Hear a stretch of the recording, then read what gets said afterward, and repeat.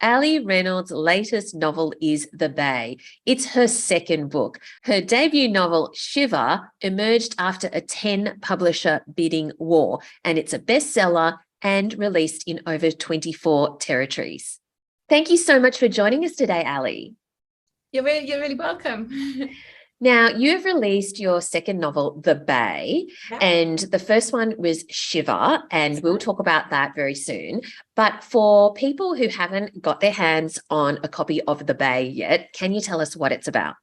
Sure. So if you imagine Point Break meets the beach, that gives you an idea of The Bay. So it combines aspects of two of my absolute favourite stories. It's set on a remote Australian beach with a reclusive group of surfers who have claimed that beach for their own. So it's a locked room style murder mystery with a beach and ocean setting. Now, you said that it combines some of your passions and because you are really into surfing. Can you just give listeners a little bit of an idea of what you did before you decided, oh, I'm going to become a best-selling novelist?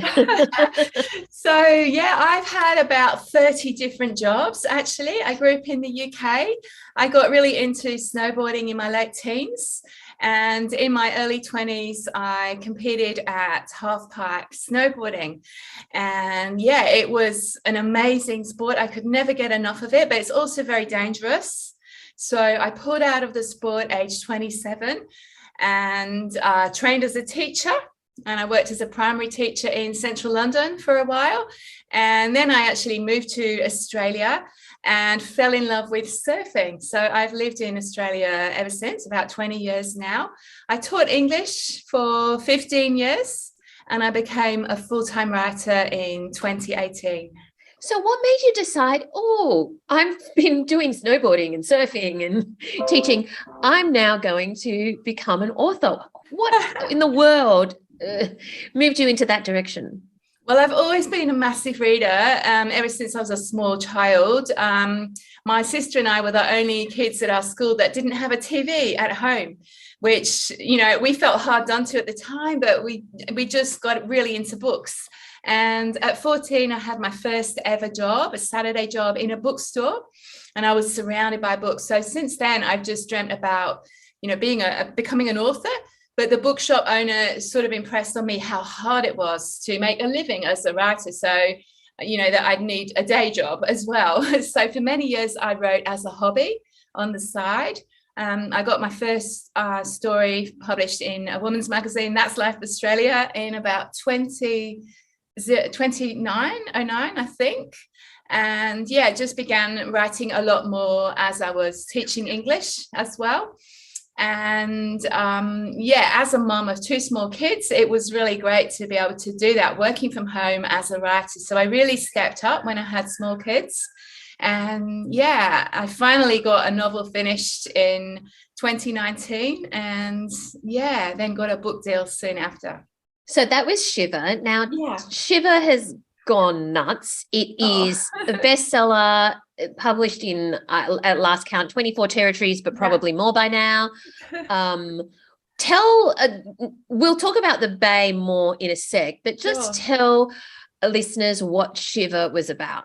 Sure. So basically, if you imagine And Then There Were None, Agatha Christie's book, set on a glacier with snowboarders. That gives you an idea about Shiver. So it's about these former snowboarders who used to train and compete in a resort until tragedy struck. And then 10 years on from that, they are invited to a reunion on a high mountaintop. And as they take the cable car up to the reunion venue, they realize they're not sure who actually invited them. And at the top of the mountain, there's nobody there, no staff there. And then the cable car stops running. So they're stranded up there and all these secrets from the past start coming out. What gave you this idea? So when I was snowboarding, I spent 5 years living and training in the high mountains of France, Switzerland, Austria and Canada. And it was just this amazing world, this white world, unlike anywhere else, this world about going up and going down, about risks, the weather could come in at, really short notice and, cut off all visibility. You've got avalanches, such a dangerous world. So I always felt it would be a really great setting for a novel. I was trying already to write a novel set in that environment for many years after that, and I could never quite get that novel finished. And then finally, when I put it aside, I got the idea for Shiva. So I think all that past experience of trying to get this novel done helped me. And then I wrote Shiva in about 6 months. So Shiva is a different novel to that novel that you had been working on for many years. And I actually hope I will go back to that novel and kind of fix up the storyline and get it out there one day. So you write Shiva in 6 months-ish. Tell us about your break. How did you get Shiva published? Sure. So I submitted to the slush pile. I decided to submit to UK agents because I'm from the UK and the book's set in France and it's got British characters. So I figured, it would be of interest to the UK. Plus, it's a bigger market. And there weren't many agents in Australia that were actually taking on new authors at the time. So I put out my first chapters and my letter to UK agents. And I got 4 very fast rejections, which was devastating. And so then I revised and really kind of cleaned it up and just went through it word by word, cutting out every word that didn't need to be there. But did you revise based on feedback from those agents? Why did you I got revise? No feedback. They were just form rejections. But I have got a couple of great books on editing that really helped. And my next 4 submissions, I got requests to see the full manuscript, and very shortly after that, requests for a phone call. And I was taken on by Kate Burke at Blake Friedman in London. So did you get requests from multiple agents? Yes, all of them actually. Yeah. So what was the difference between what you sent out initially and the second lot of the second manuscript that you sent out, the second version of the manuscript you sent out? Sure. It was a bit cleaner, I would say. I really tried to cut it down. So it was really tight and lean and clean. If there were 2 adjectives with a noun, I would take out one of the adjectives or even both of the adjectives. But partly it could have just been luck, that particular batch of 4 agents. And so then you send you got queries from multiple agents. You signed with your chosen agent. That's right. What happened then? So she took me through 2 rounds of revisions. The first one was quite brutal. It involved me cutting out quite a few chapters and then writing 12 brand new scenes. So you kind of feel, oh, wow, I don't know if I can do this. And you have to cut out bits that you like. In my case, it was some of the romance bits. Shiva has got a romance subplot, but my agent felt that, the market, especially in the UK, it didn't really, crime and thriller readers didn't really like too big romance subplots. So we slashed that right back. And then we went through a shorter round of revisions, just tidying it up. And she put it out to UK publishers. And very fast, it became clear that there was interest from more than one publisher. So she wanted to take my book to auction. So it was like an absolute dream. I'd never imagined of that happening. And so she took your book to auction, and what happened? So she broke the news that 10 publishers had bid in the auction. It was a 10 publisher auction, and I just really thought I must be dreaming that. So that went on for about 2 weeks with some late night phone calls, and I could hardly do anything in that time because it was just such an exciting time. While that went on, I had preempts from the US and France, Germany, I think Italy. And some more offers came in for foreign territories. So it was just an amazing time. And I had an offer from Headline, which is a branch of Hachette. And they were partnered with Hachette Australia. And I accepted their offer, and I'm very happy with that. So a 10 publisher auction, this is the stuff that dreams are made of. Did you kind of think, is this really I happening? did. I didn't even know there were 10, publishers in the UK, actually. Never heard of it. Wow, that's incredible. Okay, so it goes on to be this huge success. Yeah. And now we've got The Bay, and you've decided to set this in Australia. So Yeah. tell us about why. Sure. So my agent felt it would be good to have a completely different setting next time, to go from the snow and the ice, the high mountains, to, the heat, the beach and the sand. And the publishers really like that idea as well. And of course, it was a time of COVID where we couldn't travel much. I'm a single mom of 2 little boys, so it's particularly hard for me to travel at the moment. So yeah, it made sense to have a familiar setting where I'd spent a lot of time, and I could try and, create this setting. I think the idea was it would be quite popular, hopefully, with UK and US readers. A lot of people at the time also couldn't travel, and they were looking for maybe escapist novels that would take them to a beach. Yeah. So you said you've got the setting, but Yeah. obviously that is the backdrop of what then unfolds. And you have a group of interesting characters, but you've got to work out, how it all plays out. So do you know what's going to happen before you start writing? Sure. So for those 20 years when I was trying and failing to get a novel finished, I didn't used to plan my novels. I was sort of wandering around in the dark. I would write a bit, and then the story would take a different turn and go somewhere else. And my issue was always with storyline. So Shiva was the first novel I planned. I planned it all out with little Post-it notes on a whiteboard.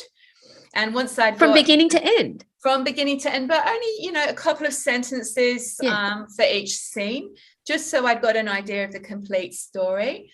And then I did that same method with The Bay, and I started writing it once I'd got, I think, about 50 or so scenes on my whiteboard. And I knew that wasn't quite enough for a novel. Shiva was about 75 scenes, and I've kind of analysed a lot of my favourite thrillers, and they often tend to be between 70 to 80 scenes.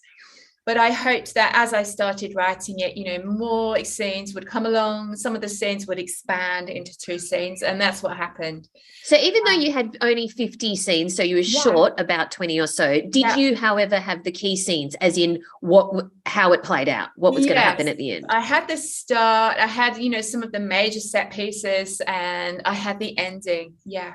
Okay. So you have all your Post-it notes on your whiteboard. Now, talk to me about just before that process, when you're thinking about what to write on the Post-it notes. How long does that take? Because for some people, it might take a very short time. Other people, it takes months, if not years, to work out how a storyline plays out. So how do you determine what goes on those Post-it notes? For sure. With Shiva, that process took me 1 month, and the storyline for that came, quite smoothly. There were no dead ends. One scene then led to another in my head, and then another, and it all kind of flowed smoothly on. And so I sort of expected the same would happen to The Bay, but it didn't actually at all. I think part of the reason for that was I had my little kids at home with the school closures and this pandemic going on that made it very hard to focus. I'd also had a bad head injury in the surf, a delayed concussion. So I was really struggling. Also, I think every story is different, and definitely for The Bay, it was tricky at first. Every aspect of the storyline seemed too similar to Shiva. So I would, scratch that and try again. But I had my 2 main storylines of The Bay and The Beach and Point Break, some aspects that I really wanted to include. I knew from The Beach, I wanted to take that idea of people that really love something, like backpacking in the case of The Beach, and they go to this unique spot and kind of form their own community, and it could be a paradise apart from the darkness that lurks inside them. So I took aspects of that storyline, and then I took aspects of the Point Break storyline. I love that we have got this detective who has to go undercover to investigate these reclusive surfers that are suspected of a crime. And he gets really sucked into that world and to them and has this sense of belonging. So he feels torn between doing his duty and his job and, you know, just his passion and belonging to this group of surfers. So I combined those aspects, and I had this idea of an outsider coming into that group, so we get to see it through her eyes. And she needed a reason for being there. So my main character is a young woman called Kenna, and her best friend has moved to Australia a year ago and plans to marry one of these reclusive surfers. So Kenna comes along and goes to this secret beach with her, with the aim of trying to drag her home to safety and actually see what is going on with these people. So I love how, I'm going to call it the post-it note draft. Yeah. So if it took you a month to do the post-it note draft for Shiver, Yeah. and it was more challenging for the Bay, how long did it take to do the post-it note draft for the Bay? You see, I would play about with my scenes and get them on the post-it notes, and then I would sort of change some bits. And I think there were some times when I went back to my agent to ask her advice, and partly that was on what would sell, you know, would that work for my publishers? And then go back to the board. And once I started writing, I then had to go back to the board because I changed my plan. Once I even had the full first draft, minus the climax, it seemed to me like my old ending wasn't going to work. So I then had to play with new different endings and run them past my agent, who wasn't keen. So then I reverted back to the original ending and had a go at writing it. So there were just a lot of dead ends. It probably took about 3 months of the initial planning, and then a couple more months in the middle of that process where I was just kind of beating my head against a brick wall, really. Yeah, right. The whole book took 2 years in total to write, and that included about 6 rounds of structural edits with my agent and my publishers. Wow. Okay, so it seems very organized and systematic and methodical to do your post-it notes on a whiteboard when previously you weren't doing that at all. You were just writing into wherever. Well, it's quite a leap. So what was the thing that made you think, oh, I'm going to do it this way?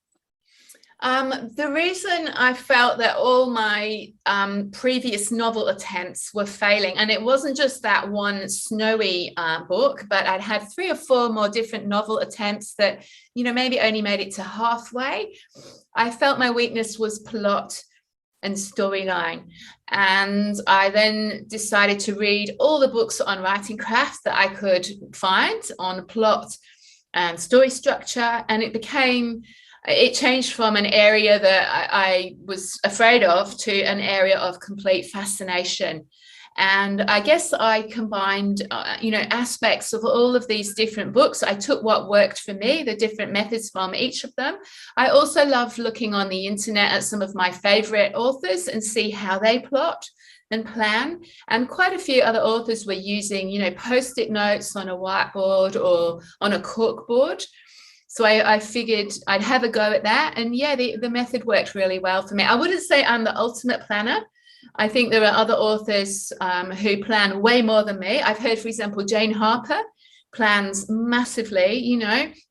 She will absolutely expand her outline, to almost, I think, half the length of a novel before she starts writing. Yeah. So I only have a couple of sentences for each scene, but that's and you have to hope that you've bought the good quality post-it notes so they don't fall off and you lose them, I guess. That is true, yeah. So you've got your post-it notes on the board, and then do you write then in Word? Do you write in a linear fashion, or do you pick, I'll do this scene today, I'll do this scene today? Well, sure. Well, before that, I also work on my characters. So I create my little characters and then create big character profiles for them. And there's lots of great questionnaires you get online. And I also love to ask them my own questions. I love asking each character what they think of the other characters, because I find that really helps me get an idea of how they all gel together. And I create a sort of character web. In one of the writing books that I love, which is called John Truby's Anatomy of Story, he talks about a character web and suggests your characters should have as much conflict between them as possible.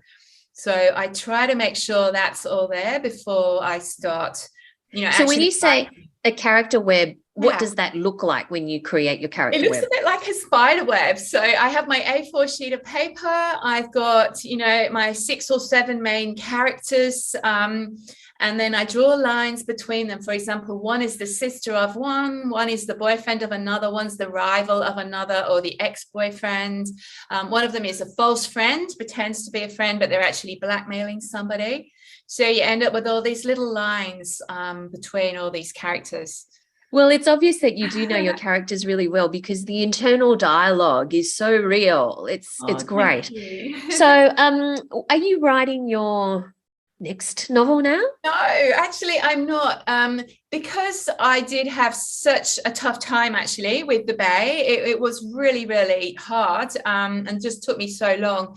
I did feel that I was quite burnt out by the end of it, and I was having quite a few health issues, and I really felt I needed a bit of a creative break. So I've taken a few months to read a lot, social media, focus on, promoting my book, which also takes a lot of time. And I didn't really feel up to the task of multitasking that and also writing.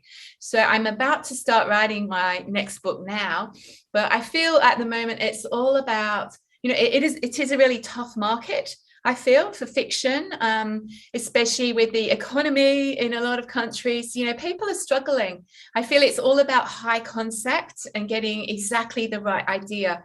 So I don't want to start writing my next book until I feel really confident with that idea. And I've got a few different ideas, and I'm not actually sure which one to go with. So I need to outline a few of them and run them past my agents.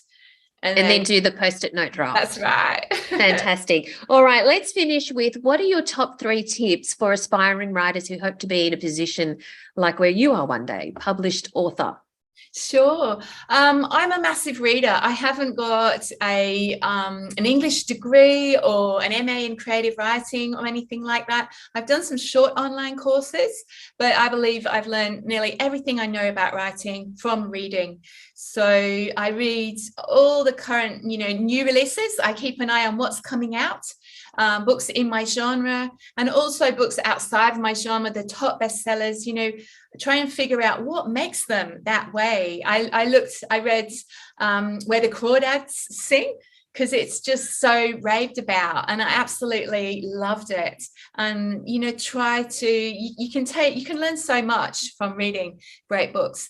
There's also some amazing books on writing craft out there, available quite cheaply, or maybe through the local library. If you go on my website, you'll find my top 10 favorite books on writing. Some of them I read each year, because each time you read it, you can pull something new to it. Also, I would say embrace your weirdness. So I think everybody has got, little weird hobbies, or, an unusual job, or a quirk, or an unusual place they've been to. And that often would be something that makes you unique and you can incorporate into a really interesting story. I love that. That's fantastic. All right. Well, congratulations on the Bay, and thank you so much for your time today, Allie. Thank you so much. It's been a real pleasure.